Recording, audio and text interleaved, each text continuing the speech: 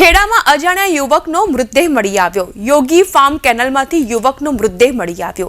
સવારે કેનલમાં પાણીમાં તરતો હતો તેવી અવસ્થામાં મૃતદેહ અહીં તણાઈને આવ્યો। ફાયરની ટીમે મૃતદેહને કેનલમાંથી બહાર કાઢ્યો તો બીજી બાજુ પશ્ચિમ પોલીસ દ્વારા તપાસનો ધમધમાટ હાથ ધરવામાં આવ્યો। પરિચય અને આજે શું ઘટના બની હતી એ વિશે જણાવશો। મારું નામ નિખિલ પટેલ, હું નડિયાદ ફાયર બ્રિગેડમાં ફાયરમેન કમ ડ્રાઈવર તરીકેની પોસ્ટ પર ફરજ બજાવું છું।